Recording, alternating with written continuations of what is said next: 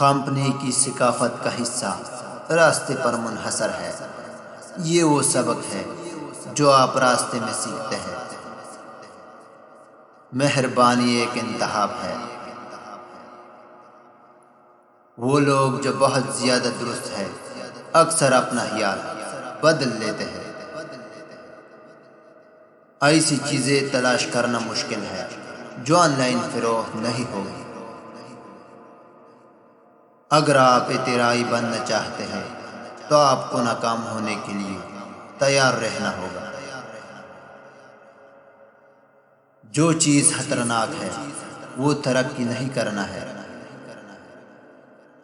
تنگ باکس سے باہر نکلنے کا واحد طریقہ یہ ہے کہ آپ اپنا راستہ ایجاد کریں۔ آپ جانتے ہیں ہمیں کہانیاں پسند ہیں اور ہمیں داستان پسند ہے۔ ہمیں مصنف کی دنیا میں کھو جانا پسند ہے۔ جو لوگ قرین ہیں ان کے لیے پڑھنا اہم ہے۔ ہم بصارت پر ضدی ہیں، ہم تفصیلات پر لچکدار ہیں۔ ہم اس وقت پیسہ کمانا چاہتے ہیں جب لوگ ہمارے آلات استعمال کرتے ہیں، نہ کہ جب وہ ہمارے آلات خریدتے ہیں۔ سخت محنت کرے، مزے کرے اور طریق بنے۔ میں اپنی تخلیقی توانائی کو کسی اور کے صارف انٹرفیس پر استعمال نہیں کرنا چاہتا۔ زندگی ان لوگوں کے ساتھ گھومنے کے لیے بہت مختصر ہے جو وسائل نہیں ہے۔ اگر آپ صرف وہ کام کرتے ہیں جہاں آپ کو پہلے سے جواب معلوم ہوتا ہے تو آپ کی کمپنی چلی جائے گی۔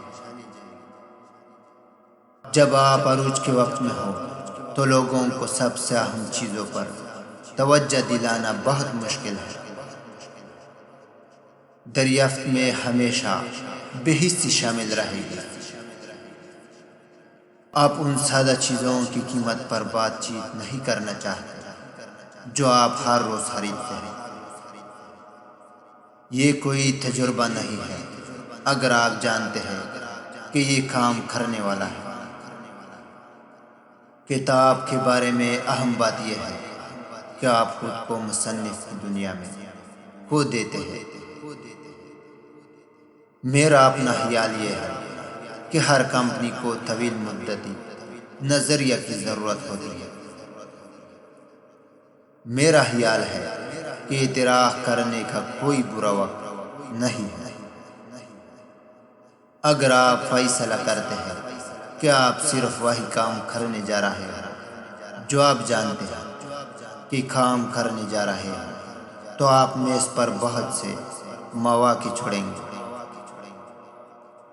اگر آپ اپنے حریفوں کو دیکھ رہے ہیں تو آپ کو اپنے طور پر بہت سی چیزیں ایجاد کرنے کا امکان نہیں ہے۔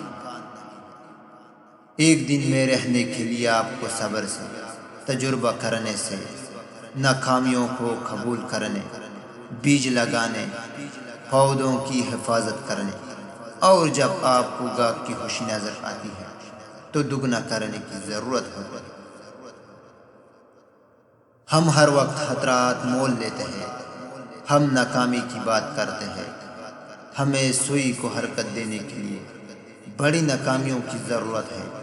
اگر ہم ایسا نہیں کرتے ہیں تو ہم کافی نہیں جل رہے ہیں۔ آپ کو واقعی سخت جلنا چاہیے اور آپ ناکام ہو جائیں گے، لیکن یہ ٹھیک ہے۔ اگر آپ ضدی نہیں ہیں تو آپ بہت جلد تجربات ترک کر دیں گے۔